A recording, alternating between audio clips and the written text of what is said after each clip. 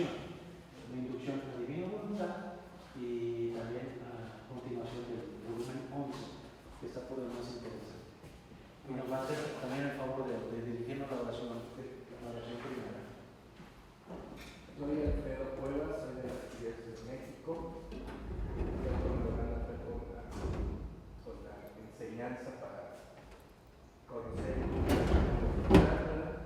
soy el asistente eclesiástico del movimiento de México. Ahora dentro de un mes.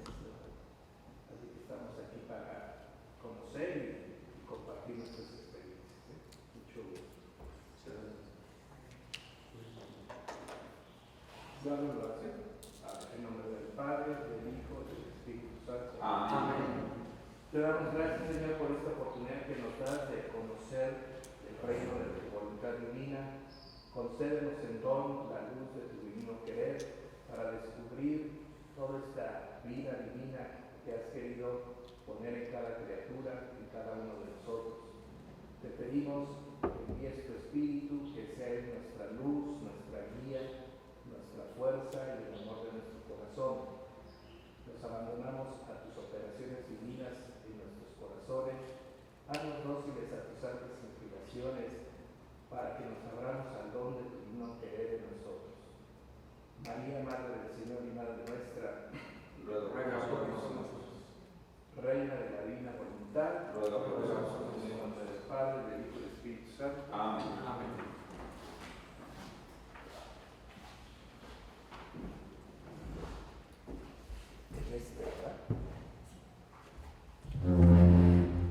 No sé, Padre, los nuevos que tanto conocen de Luisa, si han leído su biografía, para, si no, hacer una remembranza de esto. Sería bueno. ¿Han leído algo de Luisa? Poco. ¿Algún libro en especial? No, entonces vamos a dar una semblanza general, ¿no? Vamos a quitarlo de aquí. Vamos a hablar de Luisa y su itinerario espiritual, ¿no? Para que la ubiquemos, quién era, cuál fue el contexto en donde vivió, cómo fue generándose esta experiencia de vida para ella.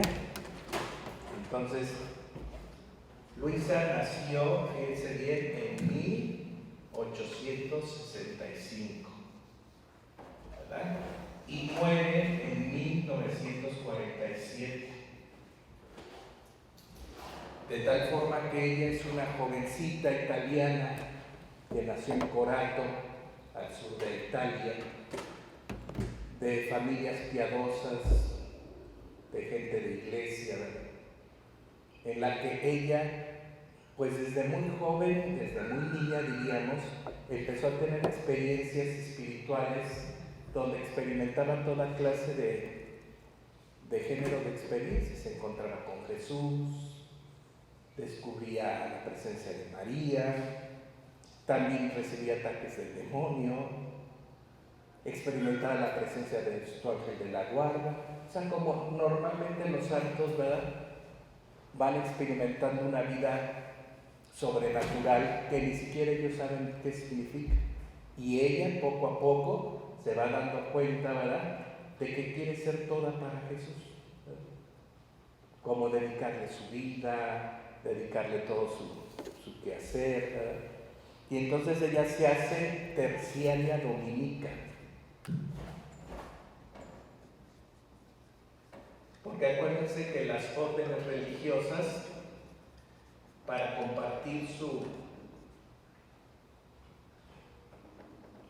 espiritualidad frente a los seglares y los laicos, abren las terceras órdenes, ¿no?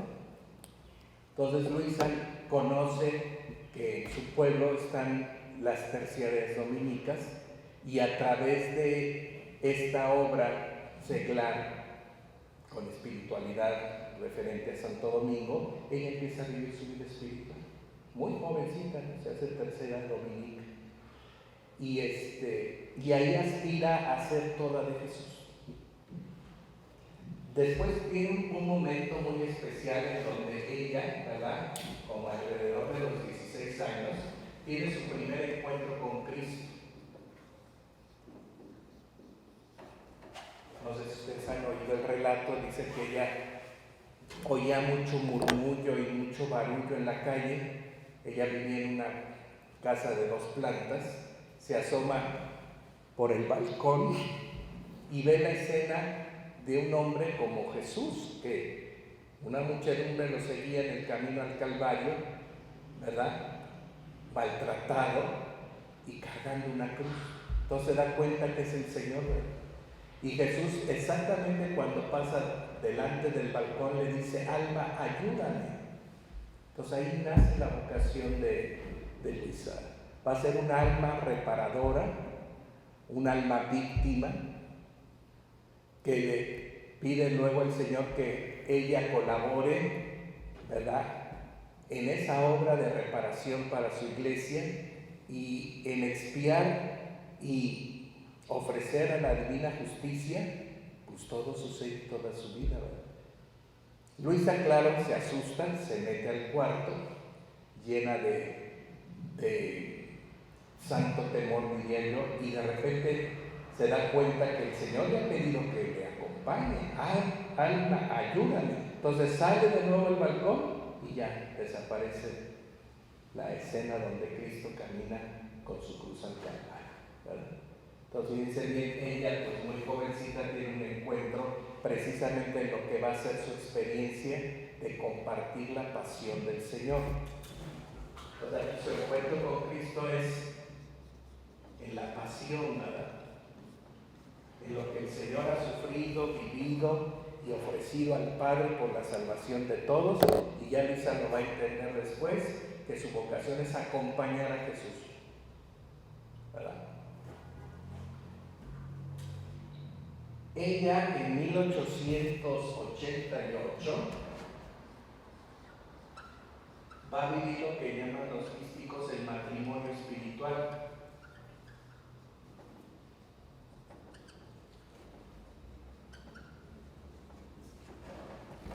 Ustedes saben que hay grandes santos que han pasado esta experiencia de los desposorios místicos, del matrimonio místico, como Teresa de Ávila, Catalina de Siena, Conchita Cabrera de Armida, Beata Mexicana, ¿verdad? Dios la llama a unirse a Él para que sea su esposa, ¿verdad? Y Luisa, pues feliz, ¿no? Y desde niña quería ser toda de Jesús, y luego dice que va a ser su esposa. Pues imagínense la alegría de esta alma de elección, ¿verdad? Y no solamente vive un matrimonio espiritual, vive 3 matrimonios espirituales, porque uno lo hace en la tierra, otro en el cielo y otro en la cruz. Quizá es el mismo desposorio, ¿verdad?, pero Jesús le muestra de alguna manera que su unión con Él sí va a ser de esposa, pero con unos matices muy especiales. Entonces le dice: prepárate porque va a venir mi Padre y el Espíritu Santo para que nos desposemos tú y yo. Y luego, después de este desposeo en la tierra, le dice: prepárate porque vas a ir al cielo para renovar tu desposorio que hemos hecho en la tierra. Porque entonces la vida de Luisa va a ser esto, ¿no? Hágase tu voluntad en la tierra como en el cielo. Entonces ella, fíjense, refrenda su compromiso de aceptar el desposorio místico, ¿verdad?, en el cielo y en la tierra, y luego, porque va a estar marcada su vida por la participación de su pasión en los desposorios de la cruz. ¿Cuántos años tenía Luisa para ese entonces? 23 años. Era una chamaquita, una jovencita que al final, fíjense, viene una época de cólera, y entonces le pide un estado victimario. Luisa pensó que podría haber sido un tiempo corto, unos 40 días, por ahí comenta. Y Dios acepta entonces que le ofrezca ese estado de ofrecimiento para que Corato se libere de la epidemia de la cólera. Y Jesús responde: efectivamente el pueblo se libra de la epidemia del cólera. Entonces Luisa, muy feliz, dijo, bueno, pues ya hice mi primer ofrecimiento victimal, pero nunca pensó que iba a ser un estado permanente. Y entonces Luisa, a partir de esta experiencia de ofrecimiento victimal, precisamente para lograr una gracia para su pueblo, Jesús la va induciendo a que acepte esta experiencia felizmente como una participación permanente en el sentido victimal de Cristo sacerdote, porque Jesús es sacerdote y víctima. Y le va preguntando si está disponible, hasta que Luisa cae en un estado que le llama ella mi estado habitual. Eso pues, yo creo que todos lo hemos leído. Luisa cayó sin estar enferma, como si fuera cuadripléjica, postrada en una cama, después comiendo muy poco. Y entonces, pues imagínense, para el fines del siglo XIX, pues decían que esta persona estaba enferma. Entonces llevaron médicos de todo tipo, psicólogos, especialistas, y pues veían que no tenía nada. Es más, hasta pensaron que necesitaba un exorcismo, que el diablo la tenía ahí en una relación terrible. Entonces, fíjense, Luisa va pasando de un estado de deseo de unión con Dios a un propósito muy particular de que Dios le pidiera ese estado habitual, porque quedaba hasta como petrificada. Hay muchas connotaciones en esto que ella misma va a hacer su autobiografía, porque en 1899 ella va a escribir su diario espiritual por consejo de su confesor. No es que ella tuviera ganas de relatar lo que pasaba y lo que vivía con intimidad, porque ella era esposa de Cristo. Es más, ella se rehusó a empezar a escribir, pero Jesús la obligó porque la ató a la obediencia del sacerdote, ¿verdad?, que le pidió que escribiera todo lo que sucedía en su interior, porque es toda una vida interior, para que también él conociera qué es lo que Jesús le pedía y cuál era la experiencia espiritual que ella tenía.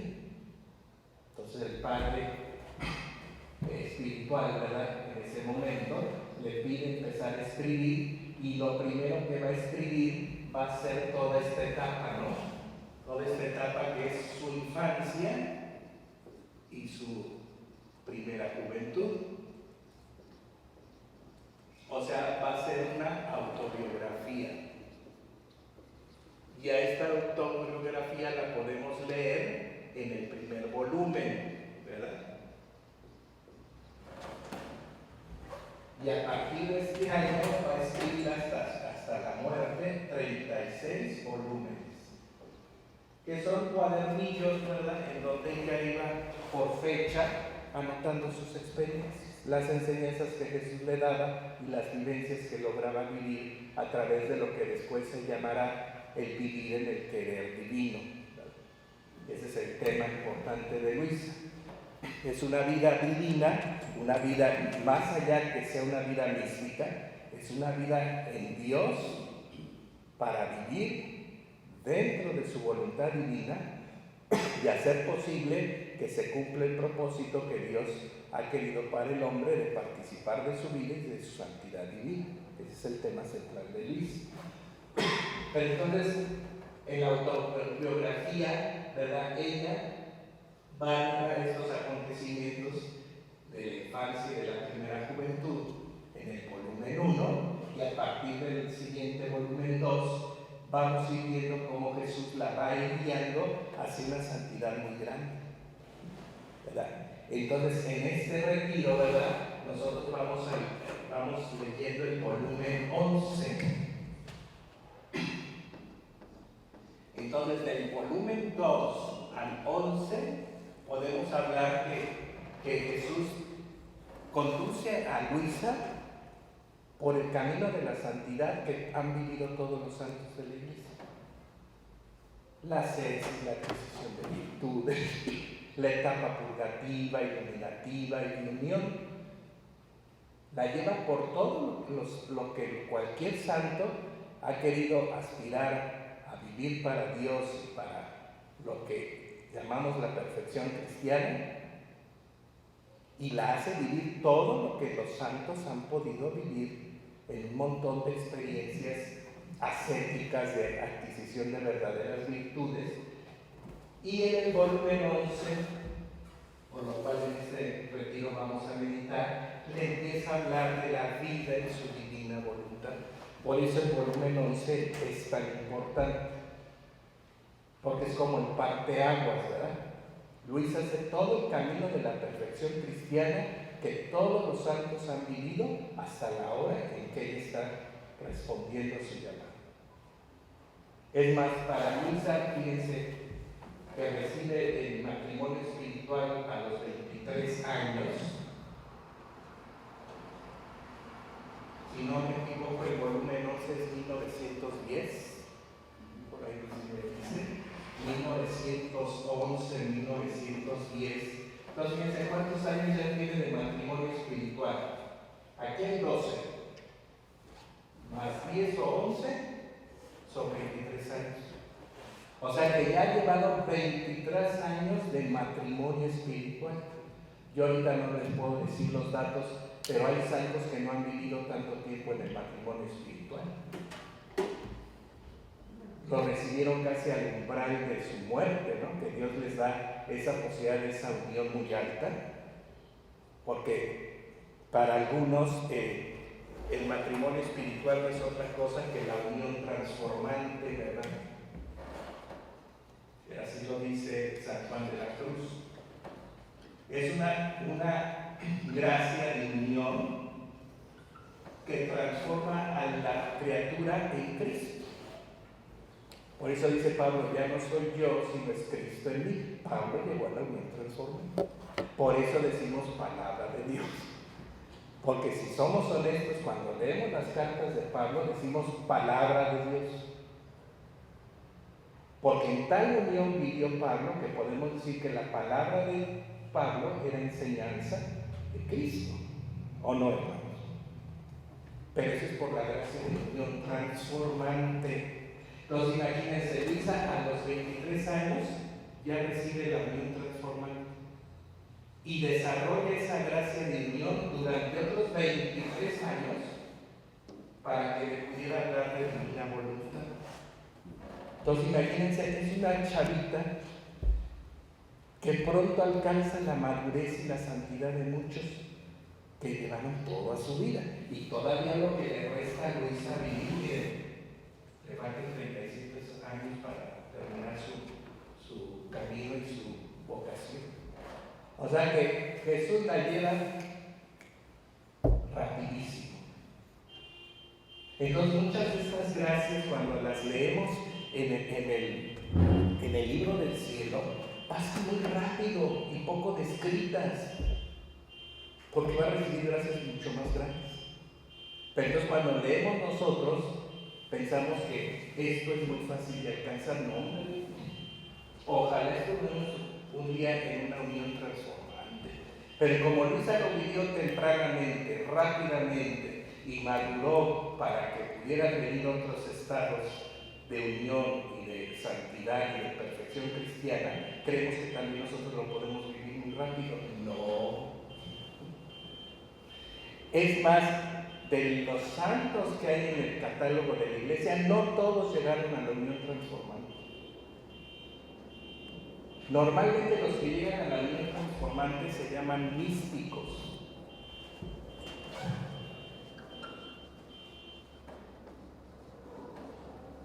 Y si se dan cuenta, normalmente los grandes místicos son doctores de la Iglesia. Entonces, Luisa va en un itinerario dinámico. El Señor tiene prisa para que viva toda esa santidad que ya se ha manifestado en la Iglesia y poder presentar una nueva modalidad de santidad para la Iglesia. Eso lo tenemos que entender. Porque algunos dicen, bueno, que Luisa no es santa como los santos de la iglesia, sí, pero se elevó más. Y llegó a una experiencia no solo mística, sino sobrenatural. En el retiro pasado hablábamos que caminar sobrenaturalmente, para entenderlo, podríamos decir que Pedro lo vivió cuando caminó sobre las aguas. ¿Cómo le hizo para caminar sobre las aguas? La gracia sobrenatural de Dios que empezó a obrar en él porque tenía esa fe para ir al Señor. Si eres tú, llámame a ti, ven Pedro. Y sin pensarlo, miren, empezó a caminar. Ahí viene la vida no mística, sino sobrenatural. ¿Qué quiere decir sobrenatural? Que caminó sobre la gracia sobrenatural y el poder del Señor. Entonces, para que entendamos, vida mística es un paso en que los santos entran a los grandes misterios y empiezan a vivir sobrenaturalmente. O sea, el mismo santo que va caminando en esa unión transformante se va dando cuenta que hay cosas que ya no dependen de su naturaleza, que no dependen de su capacidad de respuesta, sino que ya es la gracia de Dios sobrenatural que lo hace vivir cosas que uno no se explica. Por ejemplo, el santo Cupertino, ¿sí saben quién es José Cupertino? Él volaba, no nada más levitaba como Teresa de Ávila, ¿no? Que de repente la veían en el oratorio y las hermanas se quedaban así, ¿qué onda? No, Cupertino volaba. Esa es vida sobrenatural. Uno dirá, ay, pues qué cosas tan raras. Porque en la iglesia hay santos muy raros, hay de todo tipo. Por ejemplo, Luisa fue en ya las etapas posteriores capaz de no tomar alimento y solo vivir de la Eucaristía. Eso es sobrenaturalidad. ¿Cómo puede alguien no tomar ningún alimento? Y miren, cuando el confesor empezó a ver su vida sobrenatural, no su vida mística, ni su vida espiritual, sino más allá de eso, empezó a ver que Luisa rehusaba tomar el alimento y decía que si era la voluntad del Señor. Y el confesor decía, no, tú vas a comer. Y la obligaba a comer y ella devolvía todo. Pero en un vómito no asqueroso, porque cuando uno vomita son los ácidos del estómago y la descomposición de los alimentos, y ya ven que huelen muy feo los vómitos. No, estos vómitos tenían un olor sobrenatural, hermoso, ¿verdad? Entonces empezó el confesor a ver que Luisa vivía en un estado de sobrenaturalidad. Y eso que estaba empezando. Por eso Luisa, pues es muy extraordinaria. Como que se juntan muchas manifestaciones sobrenaturales de los santos de la iglesia en una sola persona. Es más, el confesor nunca aceptó que podía dejar de comer, absolutamente nada. Nunca lo aceptó. Vas a comer algo, y creo que comía almendras, ¿no? Le daban un poco de almendras y de uvas. ¿Ustedes creen que uno se va a sostener con un poco de uvas y almendras? Es que ya ella vivía una vida sobrenatural. Para que entendamos a Luisa, ¿no? Porque Luisa empieza a tener un carácter sobrenatural extraordinario. Digo porque se conocen otras experiencias de los santos de la iglesia, pero que nunca se habían verificado en alguien. Por ejemplo, esto que quedaran petrificadas. Y que entonces no salía de este estado habitual sin la obediencia del confesor. Que con un signo de la cruz la despertaba. O sea, la sacaba de ese estado místico. Pero hay que luego vamos a ver cómo ella, en ese estado místico, ella se iba al cielo. ¡Ay, Padre! Ningún santo nos ha hablado de que volaba al cielo. Luisa, en ese estado de muerte, porque era como que estuviera muerta. Y muchas veces pensaban que estaba muerta al principio. Volaba al cielo. O sea, ¿qué hacía Luisa mientras estaba petrificada? Pues luego lo describe en su diario. Volaba al cielo. Por eso tenía una vida más de cielo que de la tierra. Y díganme qué santo puede haber descrito esos estados de unión, porque son estados de unión, de grados de sobrenaturalidad, pero no en una simple levitación o como el Cupertino que volaba, sino en una realidad más allá de lo que hemos oído. Por eso algunos dicen, ay, pues no creo que esto sea cierto, es pura fantasía. No, hay una razón de peso, ¿verdad?, que cada iglesia ha valorado, de que esta mujer era realmente una mujer que se estaba entregando, santificando, uniendo y realmente abriéndose a la vida que Dios quiere darle a todos, que es su vida divina. Pero nunca alguien lo había descrito porque nadie había llegado ahí tan fácil como eso.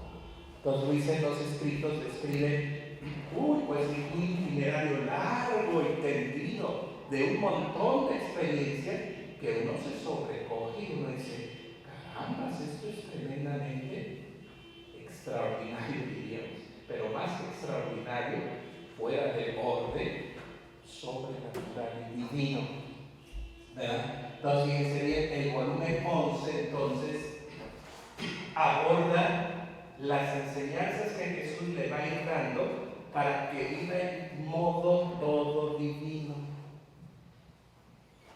¿Verdad? Hemos dicho que las enseñanzas de Jesús son muy claras en Luisa. Hay tres niveles: el nivel natural, el nivel espiritual y el nivel sobrenatural. El nivel natural es lo orgánico, lo físico, lo humano. El nivel espiritual, pues es la elevación del alma espiritual del hombre, las virtudes, las perfecciones que humanamente puede alcanzar ahí. Pero el nivel sobrenatural es el de Dios. Es más, el diablo no tiene una dimensión sobrenatural, ¿saben? Él no es Dios. Entonces a ese nivel del enemigo, que ya ven que cuando posee a alguien o se manifiesta de alguna manera, no es que manifieste un poder sobrenatural, sino le llamamos un poder preternatural. Preternatural. Son manifestaciones no sobrenaturales y divinas, sino de criatura, porque el diablo es ángel caído, y a ese nivel, que es más espiritual, con una potencia distinta a lo que un hombre espiritual puede tener, se llama preternatural. Entonces, esto nos ayuda a entender. Luisa fue caminando en este itinerario hasta participar de la vida sobrenatural y divina de la Santísima Trinidad. ¿No les parece un nivel altísimo? Y Luisa dice, fíjate bien, ¿a quién le ha dado a conocer estas cosas y le he participado de mi vida divina? Busca, lee, investiga, ¿qué santo ha llegado a esto? Tú eres la primera que te hablo de estas cosas, que te comparto esta vida sobrenatural para que tú la tengas ya en la tierra como en el cielo. Miren, lo tenemos que decir porque Luis es de este tamaño. El no decirlo, pues es ignorar que el Señor lo dice en los escritos, y Luisa, que se rehusara a poner todo esto porque dice, se van a burlar de mí, van a decir que soy una ilusa, que estoy llena de fantasías y que a lo mejor el mismo diablo en la soberbia me mueve a pensar que yo estoy en un nivel tan alto. Ella misma se daba cuenta de dónde la estaba llevando el Espíritu Santo, ¿no? Por eso es importante la causa de Luis. Y su cuenta de conciencia, su diario espiritual, pues es una descripción de todas las etapas de la perfección cristiana, de la vida mística y de la vida sobrenatural que una criatura puede empezar a vivir desde ahora, porque Dios ha abierto este plano sobrenatural para los que se animen a tal unión, a tal entrega y a vivir ya muertos para el mundo y vivos para Dios, para que se manifieste su vida divina aquí en la tierra como en el cielo. Entonces decimos algo que acelera en los escritos. Luisa ya llevaba una vida de bienaventurada como lo tienen los bienaventurados en el cielo. Sí, no lo podemos decir de otra manera. Como viven los santos en el cielo, Luisa alcanzó una unión y una sobrenaturalidad y una participación divina como los santos del cielo. Y uno dice, ay, pues eso está muy raro que se diga. Es que esa es la realidad. Ahora, no es porque Luisa lo alcanzara y ella quisiera estar ahí. A cada santo Dios le da su carisma, le da su perfección, ¿verdad? Y le da su nivel. Ahora sí que la santidad no la decide el santo. La santidad la decide Dios. Cada santo, si es dócil y está abierto a la llamada que Dios le hace, va a llegar a la perfección que Dios quiere, no que uno quisiera o alcance, ¿no? Esto es un don, ¿no?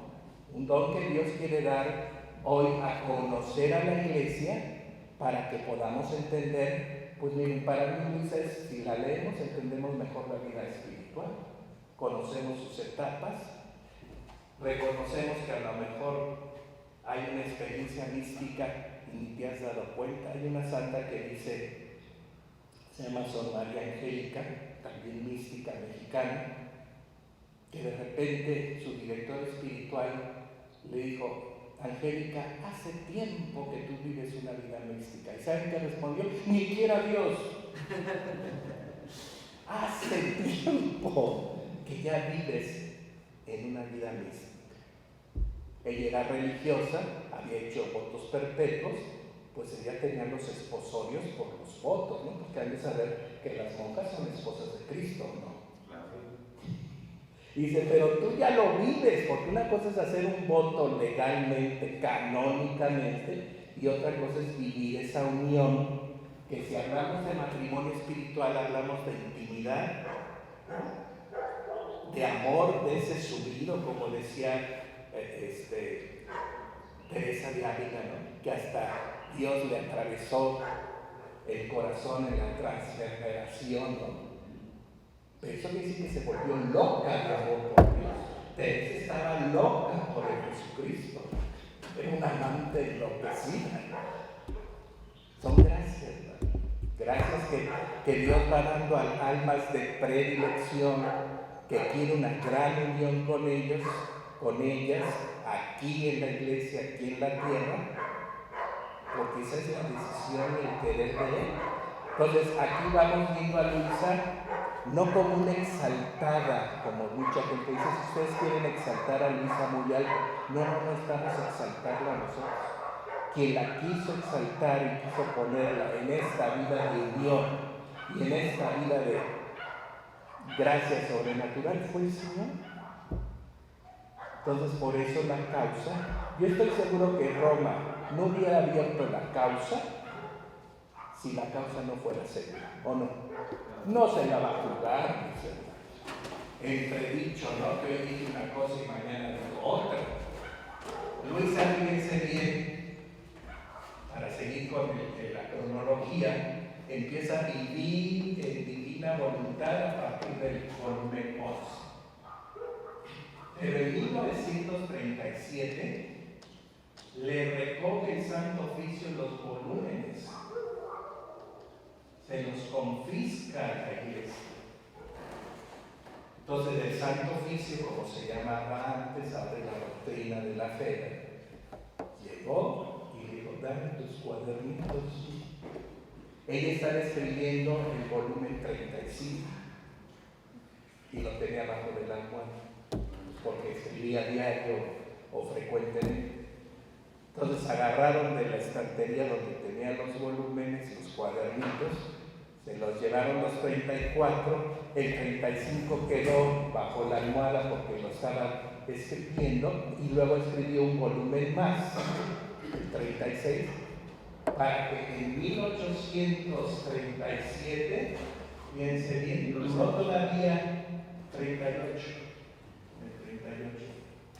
En 1938, ella termina de escribir, porque Jesús ya no le dicta nada, ni le dice que tiene la obediencia de seguir escribiendo, y todavía dura 9 años de vida.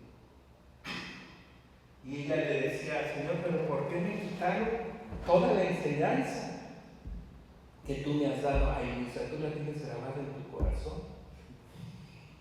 ¿Tú para qué quieres tus cuadernitos, verdad? Ella ya vivía la enseñanza que el Señor le daba, pero pasó por la prueba porque la metieron en los libros prohibidos en la iglesia. Entonces ella vivió entredicho, como se dice, señalada como hereje. ¿Saben lo que significa eso? Para una alma de elección, de una entrega total y de una enseñanza que el Señor le supo dar y que ella supo corresponder, porque el Señor le decía: yo cuando abundo en mi enseñanza contigo es porque ya veo que has aprendido las primeras lecciones, y cuando guardo silencio es que espero que vivas lo que ya te enseñé, y no esperes que te dé una nueva enseñanza si no vives lo que te dije el año pasado o ayer, ¿no? Y es lo que ella vivió, en que la iglesia le confiscara. Ella lo aceptó y mandó una carta al Papa. Si la iglesia dice que esto es así, reprobó, yo así lo acepto. O sea, ella siempre fue muy obediente a la iglesia y aceptaba los golpes de la providencia. Ya luego veremos como historia que la providencia custodió esos escritos porque se hubieran perdido. Y entonces el Vaticano, fíjense, abre la causa en 1994. Así que es reciente la cosa. Exactamente el 20 de noviembre, fiesta de Cristo Rey, se abre la causa. ¿Cuántos años estuvieron los escritos ocultos en los archivos vaticanos? Sin que nadie lo supiera, porque Luisa murió en el 47, murió con fama de santidad, se sabía que los escritos estaban ahí, pero la iglesia los guardó con llave. Miren cuántos años. Entonces, si la iglesia abrió los archivos para que se hicieran copias fotostáticas y fotográficas de todos los 36 volúmenes, es que la iglesia sabe lo que hace. Llegó el tiempo, diríamos. Entonces, fíjense, Luisa pues es una santa de nuestro tiempo, porque nació en el siglo XIX, pero es del siglo XX, ¿verdad? Deja un legado espiritual, que son los famosos 36 volúmenes, que habrá que leerlos todos para entender a Luisa, entender lo que Dios enseña en ello y las realidades espirituales que describe. Pues en tantos años que ella vivió, pues repito, pasó por todas las virtudes, por todos los estados místicos, por todos los grados de unión. Y la novedad de Luisa es el vivir dentro de la voluntad divina, dejando que el poder obrante de Dios actuara en ella para que llegara a ser la santa que Dios quiso que fuera. Ahora, no es una santidad particular, esa es otra cosa que tenemos que tomar en cuenta. Luisa es una santa para la iglesia. Normalmente la iglesia canoniza a los santos para dar certeza que ese camino espiritual puede ser practicado por cualquiera en la iglesia. Para eso se canoniza.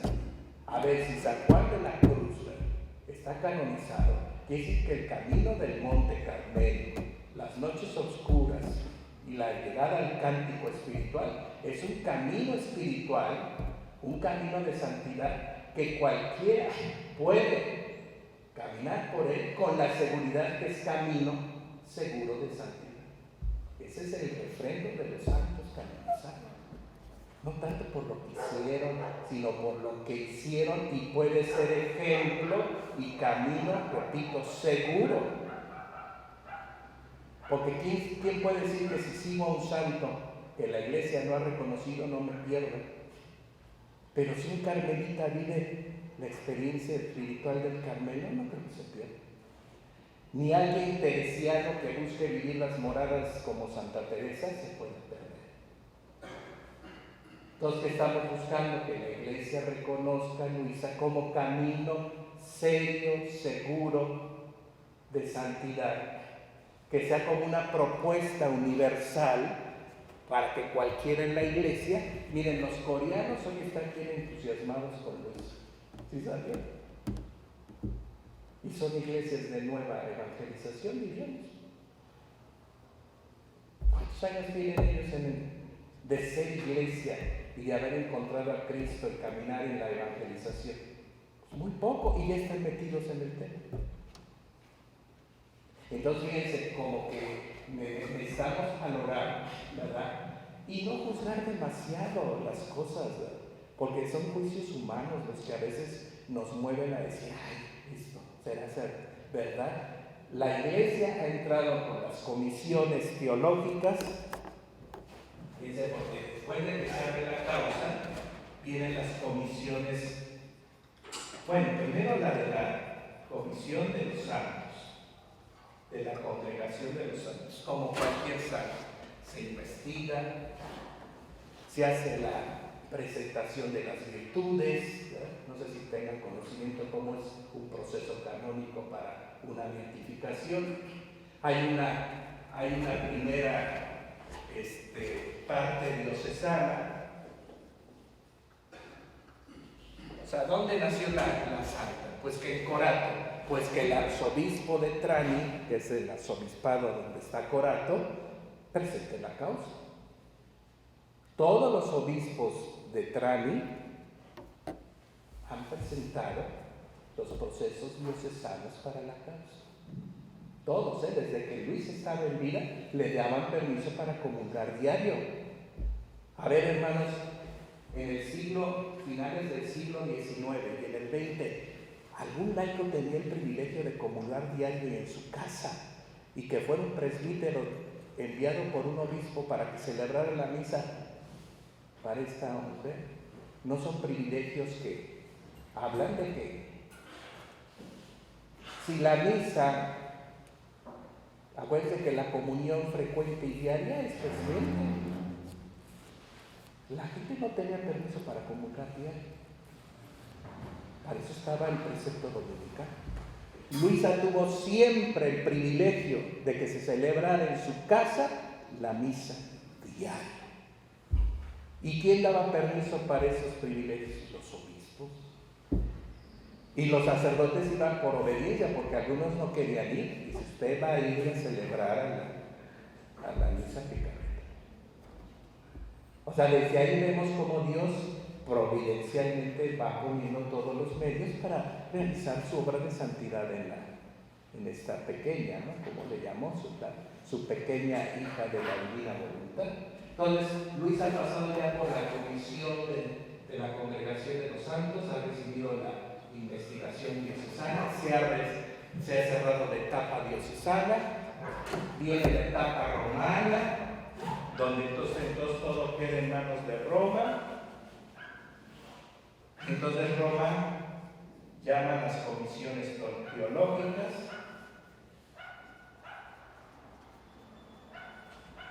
¿Por qué Luisa tiene que pasar por una comisión teológica? Porque fue escritora. Los santos que escriben duran mucho sus causas, porque te tienen que revisar sus escritos, revisando la sana doctrina, que no haya nada que vaya en contra de la iglesia. Imagínense, Luis escribe 36 volúmenes. Entonces las comisiones teológicas han pasado 3 veces. Porque una comisión la nombró la comisión de la causa de los santos. para aceptar la causa, y fue escritora mística, entonces la congregación llama a sus teólogos. Los teólogos dan el veredicto de que no hay nada en contra de la sana doctrina de la Iglesia. Cuando pasa a la causa romana, para pasar a la causa romana y que siga, Roma nombra a sus teólogos. Y como el Papa Benedicto XVI en ese momento era el del dicasterio de la Congregación de la Fe, ¿verdad? Él llama a una comisión, pero ya no de teólogos, sino directamente la causa pasa a la Congregación de la Doctrina de la Fe. Les doy el dato. La Congregación de la Doctrina de la Fe no revisa las causas de los santos. ¿Por qué Luisa sí es revisada por la Congregación de la Doctrina? Por su alta teología. Y bueno, y el Papa Ratzinger, imagínense, el gran teólogo de la era moderna, cuando lee a Luisa, dice: esto se tiene que revisar minuciosamente. Él es teólogo. Lee a Luisa seguramente porque tenemos datos de que él conoció los escritos de Luisa. Es más, miren, el primer censor, ¿verdad?, de Luisa, o sea, cuando empieza a escribir Luisa, en 1910, precisamente cuando empieza Jesús a hablarle de su divina voluntad, tiene un padre que se llama San Aníbal, digo santo que ya es santo, San Aníbal de Francia, canonizado en el 2004 por Juan Pablo II. Les doy el dato histórico. Van a canonizar en el 2004 a San Aníbal. Y entonces el monseñor Ratzinger, en ese momento cardenal, ¿verdad?, recibe la visita de un mexicano que se llama José Luis Acuña y que le lleva los escritos de Luisa y le dice a Ratzinger. El dato fue antes, porque ese es para canonizar, ya no una... La beatificación. Sí. Entonces le dice: van a beatificar a Aníbal de Francia, que fue el censor eclesiástico de Luisa y que aprobó los 19 volúmenes, porque en esta fecha ya hay 19 volúmenes. Este hombre murió en 1927, o sea que conoció a Luisa a 17 años, y le leía inmediatamente que Luisa terminaba sus escritos, se los pasaba inmediatamente a Aníbal. Le tenía una gran confianza Luis. Casi le pasaba fresquecitos las anotaciones que ella hacía. Y entonces Aníbal fue leyendo y el obispo de Trani le pidió que fuera el censor para que pudiera discernir qué es lo que estaba haciendo pues nuestro Señor, porque ellos ya tenían seguridad de que Luisa era una mujer de elección, como se llama. Pero le tenían que revisar lo que ella decía, porque decían cosas muy novedosas. Bueno, el obispo de Trani acepta el trabajo de censor de Aníbal y aprueba los 19 primeros volúmenes y muere. Entonces, a ver el dato último, ¿verdad?, está ya beatificando a Aníbal de Francia, y Ratzinger le dice: ¿y quién es el censor? Pues el beato que van ahora a pregonizar. Dice: pero entonces habrá que ver, porque pues no sabemos ni lo que Luisa está haciendo, ellos todavía no estaban en esa comisión. Pero fíjense, Juan Pablo II fue el último santo que canonizó en esa consistorio, fue el último santo, y murió Juan Pablo II en el 2005, acuérdense. Entonces Dios ha llevado la causa muy segura. Roma acepta la etapa romana, nombra las comisiones, ya 19 volúmenes tienen un nihil obstant, una aprobación eclesial por el obispo ordinario del lugar. Y entonces la doctrina de la fe asume una tercera comisión para revisar los escritos y ha vuelto a decir la comisión. Esto lo dijo en el 2020, porque entró la pandemia. Y me acuerdo, en el 2020, el día de Luisa, que es el 4 de marzo, salió un comunicado donde dice: volvemos a decir que no hay nada en contra de la doctrina de la Iglesia, pero hay cosas que son ambiguas. Ambiguo no quiere decir que son errores, ambiguo es que no están bien explicadas. Luisa no fue ni en la primaria. O sea, lo extraordinario de estos santos a veces que son tan poco instruidos. Luisa en sus escritos tiene un montón de faltas de ortografía. Se escribía con la rudimentaria formación que tuvo. No escribió en italiano, porque en Corato no se habla italiano. En su momento había un dialecto que se llama coratano. Entonces imagínense toda la labor que ha sido de un dialecto al italiano y del italiano a las grandes lenguas modernas. O sea, yo a veces digo, ¿cómo se han salvado tantos obstáculos? Que Dios quiere que conozcamos la causa. Y que más allá que conozcamos a Luisa, ¿saben qué le interesa al Señor? Que conozcamos la doctrina de la divina voluntad. Eso es lo que le interesa al Señor. Porque Luisa decía, ¿y quién va a leer esto? ¿Para qué perdemos el tiempo de mostrar la intimidad que tenemos tú y yo? ¿A quién le va a interesar? ¿Y qué le dijo Luisa? Tú lo vas a ver desde allá arriba.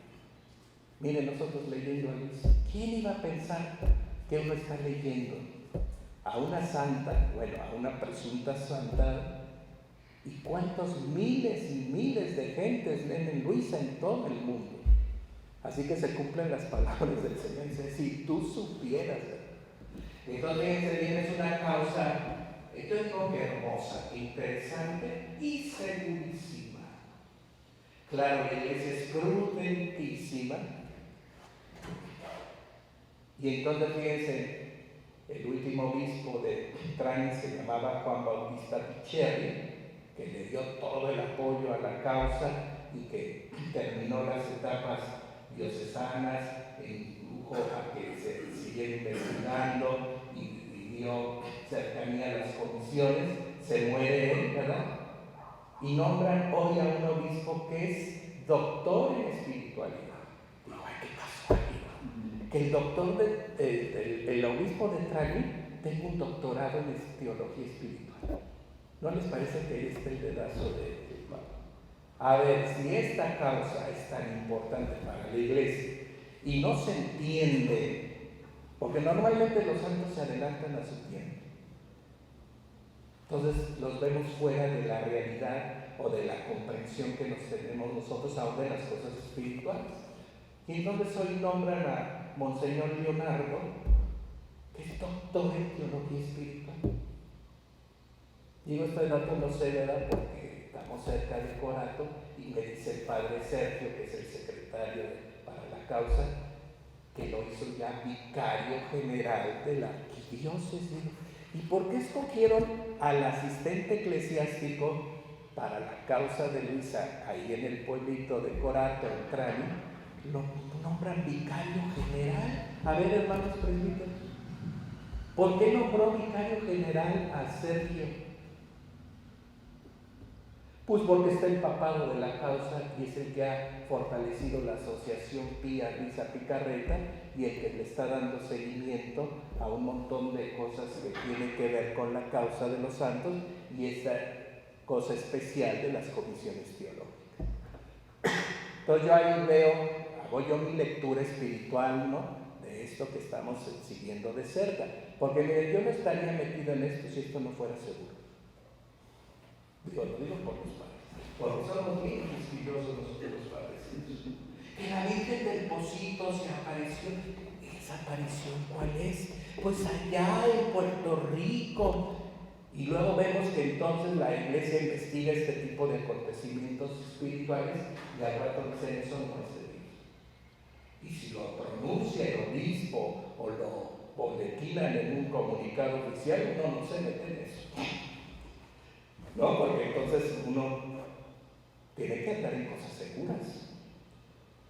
Yo estoy seguro que esta causa es bastante sólida. Es importantísima para la Iglesia. Ha tenido un montón de recursos para poder mantener la causa viva, decimos, que continúe. Y estoy seguro que entre el obispo de Trani estarán preparando la posición, que es la investigación completa que se ha hecho, la justificación de que Luisa, fíjense bien, laicos, porque luego los laicos se quieren saltar las virtudes, que Luisa practicó todas las virtudes. Esa es la primera presentación de un santo, que fue primero capaz de practicar todas las virtudes, de manera heroica, perfecta y espiritual. Entonces, eso se está cocinando para que ustedes sepan. Se tiene que presentar la posición. ¿Cuál es la posición del santo frente a la vida de perfección cristiana que no pasa, ustedes padres lo sabemos, sino por la práctica de las virtudes, y especialmente las teologales? Vivió de fe, de esperanza y de caridad, pero de manera heroica.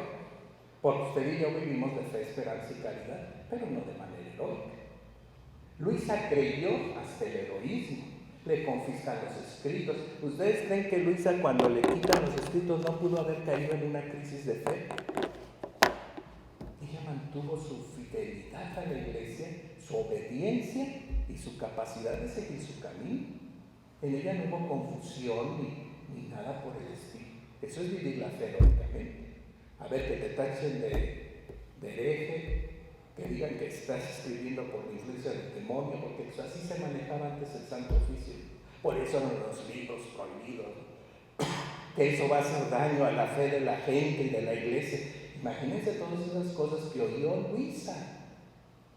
Es más, acuérdense que Luisa, cuando muere San Aníbal en 1927, se va con unas monjas de clausura. Aquí en el 27 se va con las monjas del Divino Celo,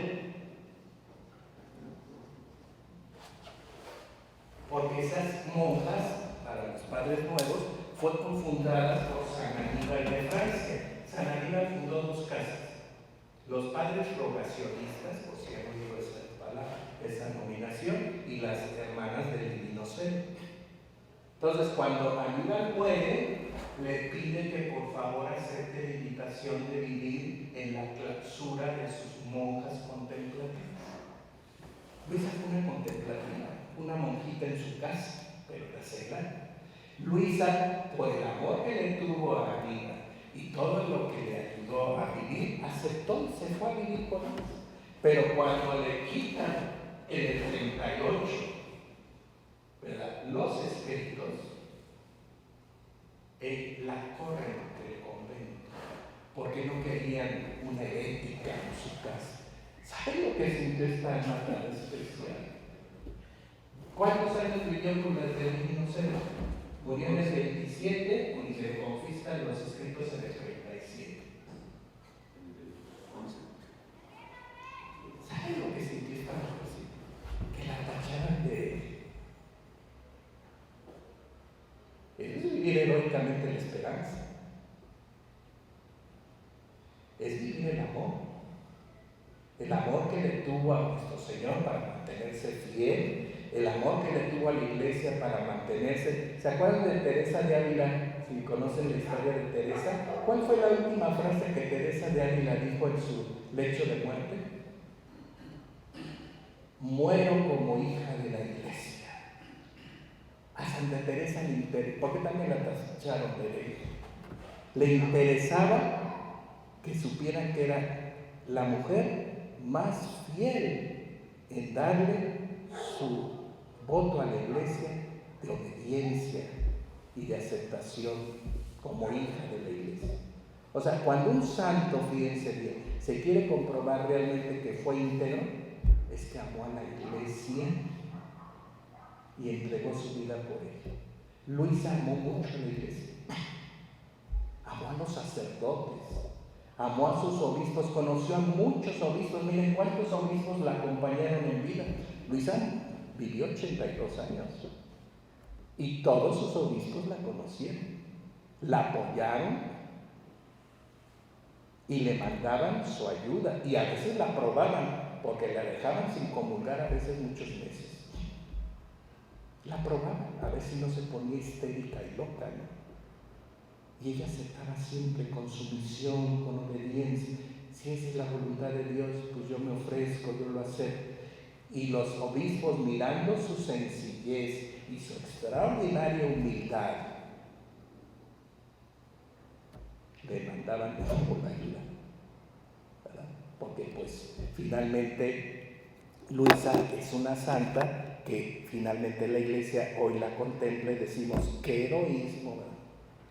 Qué capacidad de respuesta en el fiat, ¿no? Porque acuérdense que Luisa va a inaugurar el tiempo del tercer fiat, que simplemente es que se haga la voluntad de Dios, como rezamos en el Padre Nuestro, que se haga la voluntad de Dios como en el cielo, la tierra.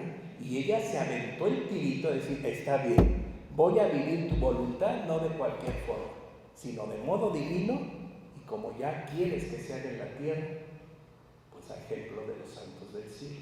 Hoy uno dice, qué valentía, qué capacidad de respuesta de amor y de incursionar por caminos que, miren, ¿quién le enseñaba a Luisa a caminar por ahí? Ella caminó sola, pero ella dice, a mí María me enseñó a caminar en el reino de la divina voluntad. Entonces también su experiencia mariana es hermosísima, maravillosa, ¿verdad? Así que miren, estamos aquí en el volumen 11, como en el parteaguas, por eso es importante.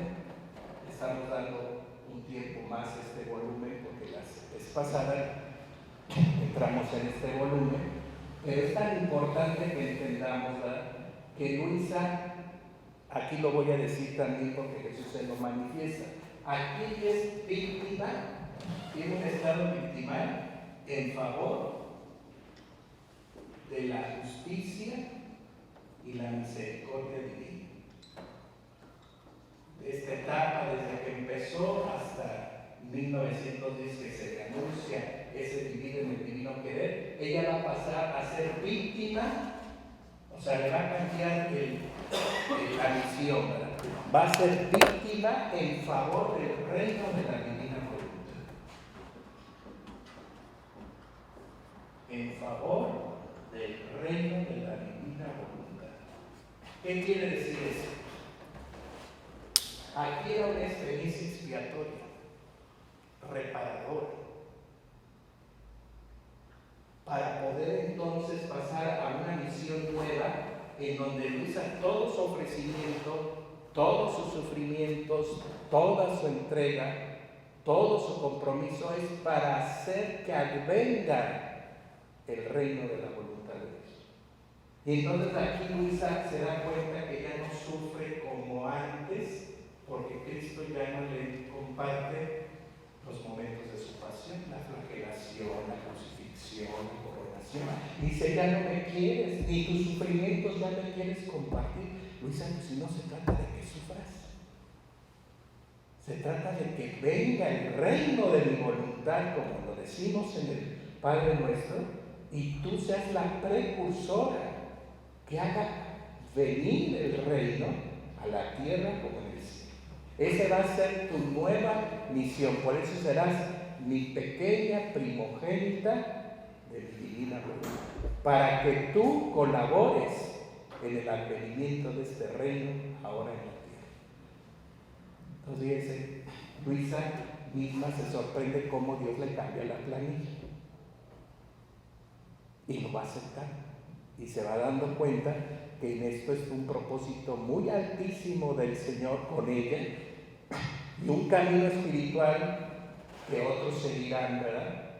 Porque ella se ha atrevido a decirle fiat, abrir este camino que Dios quiere, abrir este plano sobrenatural para que las almas conozcan que es posible llegar a estos niveles, a esos caminos. Luisa lo va entendiendo y se va haciendo más disponible y va aceptando lo que Dios quiere. Y como lo quiera, y cuando lo quiera, en la forma que lo quiere, y esa disponibilidad, pues, imagínense, qué disponibilidad tan grande. Muy grande es Luis, aunque es una pequeña. Así que fíjense, pues ese es el panorama de esta hermosa santa, que Dios a bien quiera que pronto su causa avance, porque ahorita el que está, pues están preparando la posición para presentar con seguridad, ¿verdad?, que ella vivió todas las virtudes. Ahora, cuando ustedes que conocen también algo de la causa, va a haber una comisión que revise la posición y se esperará el milagro, porque no basta con la posición, tiene que haber el milagro que verifique o ratifique de parte de Dios, ¿verdad? Pero ningún santo que tiene, digamos, causa de santo, que no ha entrado al cierre de la fase romana y a la entrega de la posición aprobada, ¿verdad?, puede entrar entonces a que la gente pida favores y en esa etapa sucedan los milagros. Porque Luisa ya hacía milagros en vida, o sea, no vamos a hablar de eso, pero hacía milagros en vida.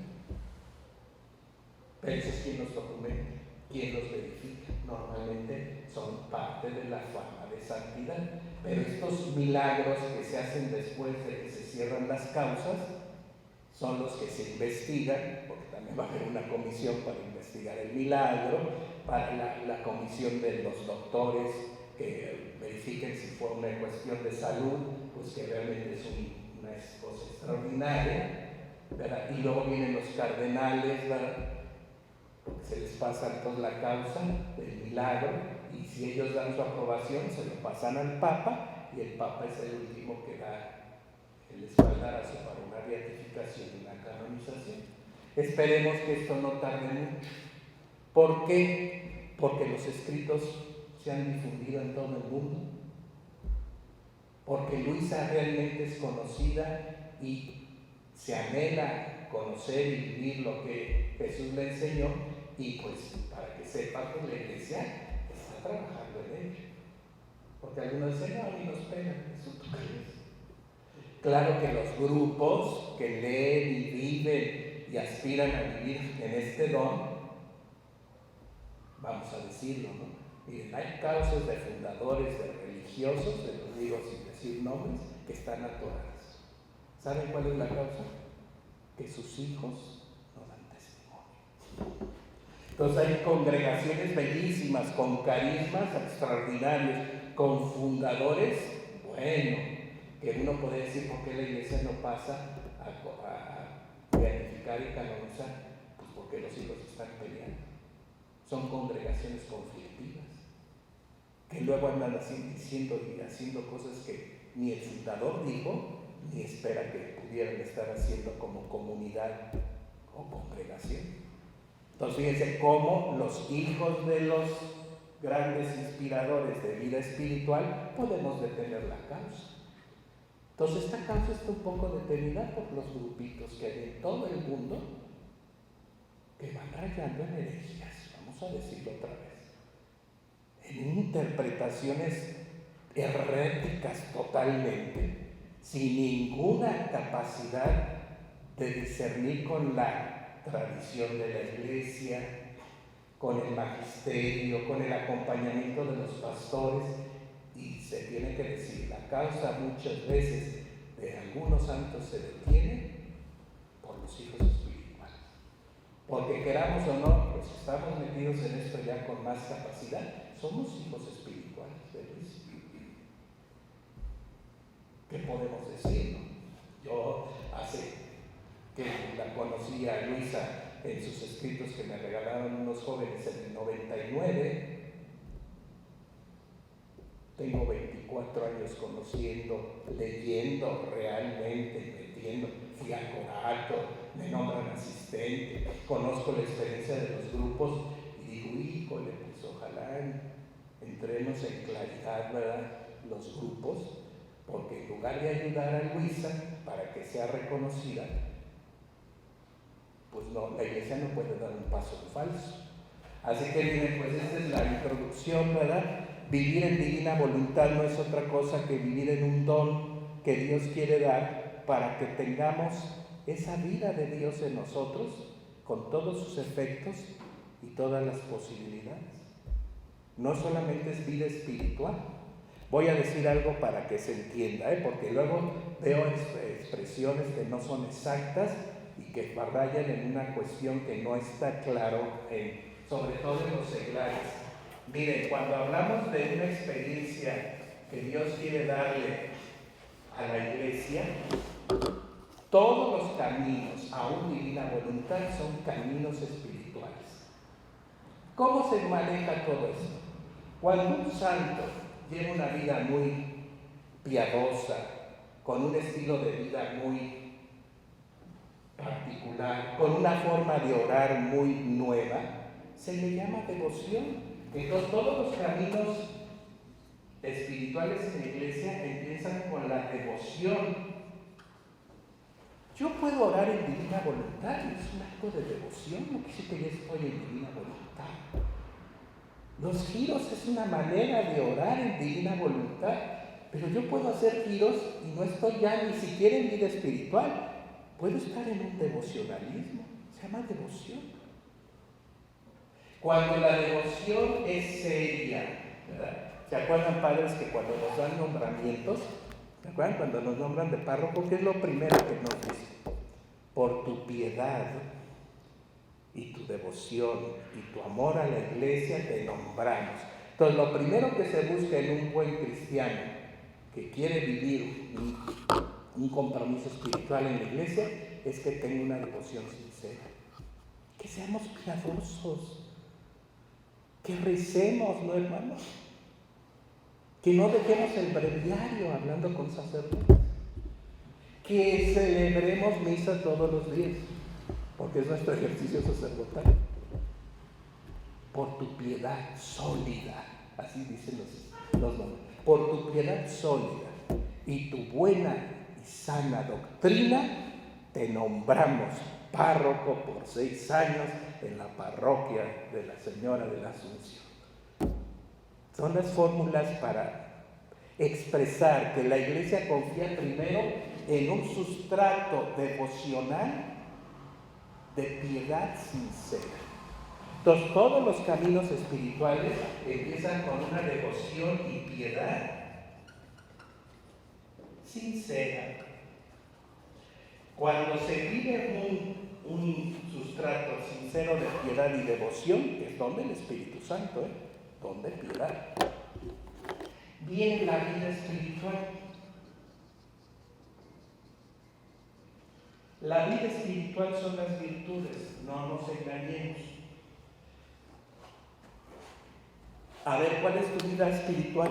La humildad que practicas, la caridad que tienes, la prudencia con que te manejas. ¿Verdad, padres, párrocos? ¿Por qué nos nombran párrocos y a veces nos dejan de vicarios o administradores? Porque el obispo ve que te falta prudencia, entonces vas a hacer un show en la parroquia, entonces mejor de vicario. Porque tu vida espiritual son tus virtudes. ¿O me equivoco, hermanos? Cuando una persona vive las virtudes verdaderamente y crece en ellas, hay una perfección cristiana. Por eso algunos los llaman obispos, porque de alguna manera tienen esa virtud acabada de la prudencia, de la paciencia, de la caridad pastoral. O sea, no nada más es así, ¿verdad? Porque el oficio que se le va a dar a alguien tiene que caer en una piedad sincera, en una vida espiritual real, en la práctica de las virtudes. Y cuando ya hay ese crecimiento en la vida cristiana, en la perfección cristiana, entonces empieza la vida de los santos. Bueno, vamos a ponerle de los siervos de Dios. O sea, aquí ya hay vida divina.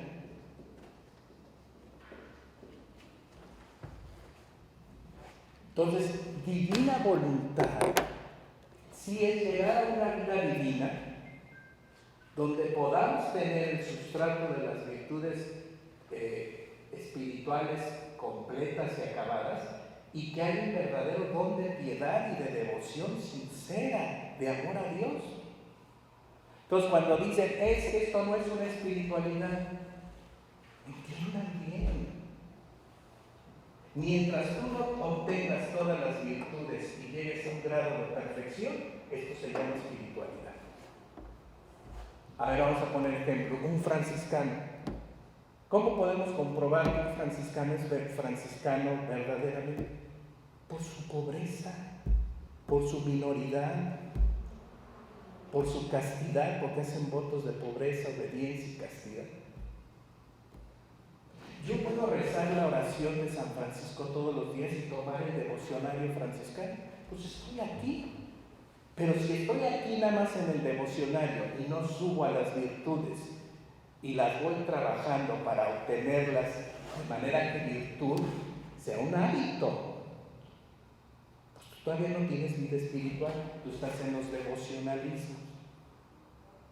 Y si ya vas trabajando en las virtudes, pues hay muchos grados de espiritualidad, o sea, de verdadera búsqueda de perfección cristiana.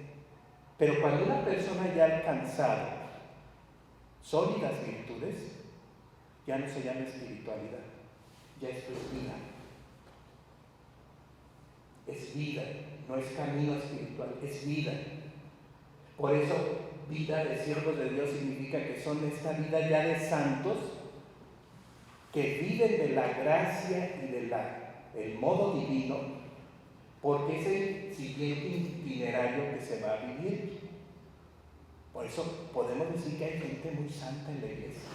No es simplemente gente piadosita, no es simplemente gente espiritual, es gente que raya ya en una experiencia de comunicación de vida con Dios y de alguna manera empiezan a vivir cierto grado de santidad.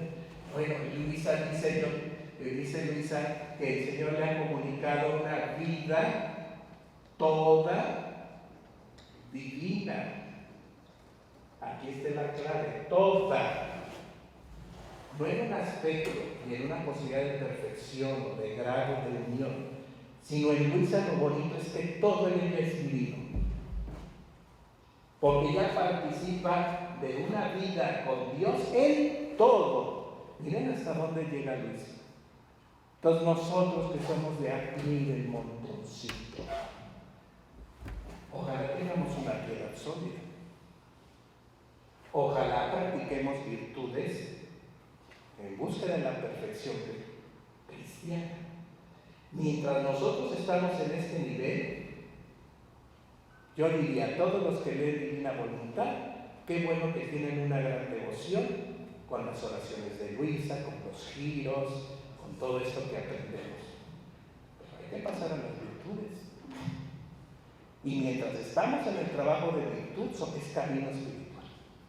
Ahora, ¿para qué se entra en los caminos espirituales? Para alcanzar una meta. Ustedes vienen de donde vienen, en el camino para llegar a Guadalajara. Ese camino tiene un propósito, llegar a feliz puerto y al propósito propuesto. ¿Para qué se quieren las virtudes y se camina en un camino espiritual? Para tener vida divina. ¿Se dan cuenta? No es virtud por virtud, como los estoicos o los griegos que se ven en el espejo con sus virtudes, no. Se practican las virtudes para que luego se troque esta vida de virtud en vida divina. Fíjense qué alto es esto. ¿Quién puede decir que hoy tiene vida divina porque llegó a Luisa? Por favor, hermanos, sean más claros. Y lo digo porque no estoy en los medios. Qué bueno, lees a Luisa. Tenemos un libro de oraciones, ¿verdad? Tenemos el libro de oraciones de Luisa. Estás a un nivel de devoción. Las virtudes camino espiritual. Yo no puedo decir que una persona que tiene práctica real de virtud sea una persona devocional. No puedo tacharlo de devocional. A ver, lo voy a decir más fácil. Un presbítero no puede ser un hombre devocional. ¿Verdad, hermanos? Porque luego la gente viene entusiasta. Lea, padre, esto, mire qué bonitas oraciones. Y decimos, pues qué bueno que le tienes fe a esta devoción, pues sigue leyendo tus oraciones. Y a nosotros así como decimos, bueno, no por leer y hacer oraciones de este tipo yo ya voy a ser santo, ¿o sí? ¿Verdad que no? Es devoción. Es vida devota, decía San Francisco de Sales. Pero una vida devota siempre nos va a dirigir hacia la vida del trabajo de la virtud. Y una vida de trabajo de virtud que se va alcanzando realmente las sólidas virtudes, se trueca en vida divina, porque entonces Dios quiere vida, no camino espiritual ni solamente devoción, sino quiere vida en Él. Pero para tener vida en Él, o sea, vida divina, hay que empezar con la devoción. Yo soy muy devoto de Luis, pero también busco las virtudes que sugieren su camino espiritual. Y en la práctica de virtud que yo no he logrado tener sólidamente, yo no puedo decir que tengo vida divina porque oro con los hijos y practico ciertas virtudes. Pero Luisa va más arriba, vida toda divina. Mi pensamiento y mis sentimientos, mis deseos y mis obras, mis palabras y hasta mis movimientos sean divinos. A ver, ¿uno puede decir que está ahí? No, porque esa es vida de unión transformante y participación de vida divina que tiene su sustento en todas las sólidas virtudes que hacen que la vida espiritual, ya dijimos los tres planos, ¿no? Aquí están los tres planos: vida humana, vida espiritual, vida divina. Este plano es sobrenatural.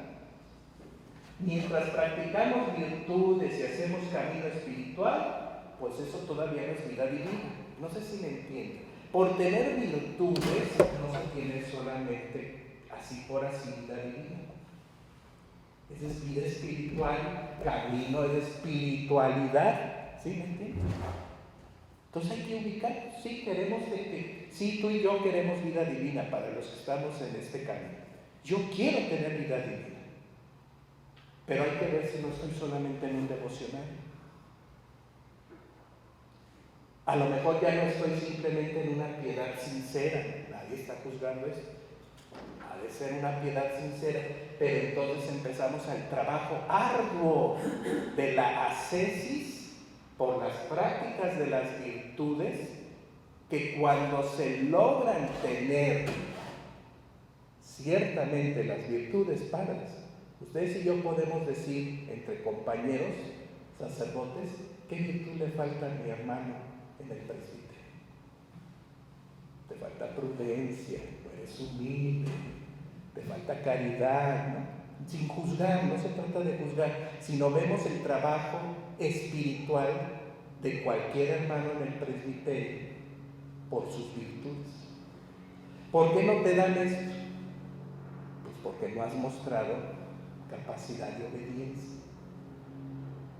Me decía un padre, es que no me quieren dar esto el obispo. Digo, es que te has vuelto muy independiente. Entonces falta obediencia y se te nota. Te falta virtud. Sé más capaz de obedecer y demostrar abnegación pues a nuestro pastor, que es nuestro jefe en turno, y vas a ver que pueden entonces llamarte a esto o a esto otro. Eso se llama vida espiritual, camino de espiritualidad. Pero ya estar en vida divina es tener un grado de santidad, aunque sea humana, como decimos nosotros. Entonces dice, pues la realidad es que es muy hermoso Yo les he dicho que para mí Luis es como un vademecum espiritual. Es una guía completa, sencilla, práctica y progresiva para entender lo que es la vida espiritual y ascender donde tú quieras llegar. Porque aquí se requiere entrega, sacrificio, abnegación, renunciamiento, amor a Dios, búsqueda de la voluntad de Dios y capacidad de ser todo de Dios. Ahí ya sabemos que esos principios espirituales nos llevan a una entrega a Dios y que el Señor pone su gracia y su vida y su santidad en mí. ¿Cómo ven? Es bellísimo el camino que Dios ha mostrado en Luis. Es un panorama completo. Y desde el inicio de cómo empieza la vida espiritual, cómo progresa, en qué estadios vamos entrando y podemos abrir puertas para entrar a nuevas posibilidades de vida con Dios y de perfeccionamiento para que el Señor ponga lo que Él quiere en nosotros. Y Luis es el ejemplar más maravilloso. Pues con eso estamos dándoles el panorama completo a todos, ¿verdad? Sobre todo a los nuevos, y decir qué cosa más bella Dios ha manifestado para este tiempo. Una santa de este tamaño que es maestra de vida espiritual. Luis es nuestra maestra, nos va a enseñar a todo lo que queramos si vamos viendo por dónde queremos entrar. Así que bueno, Carlita, tú vas a dar la introducción al curso. A ver, pues. Muchas gracias.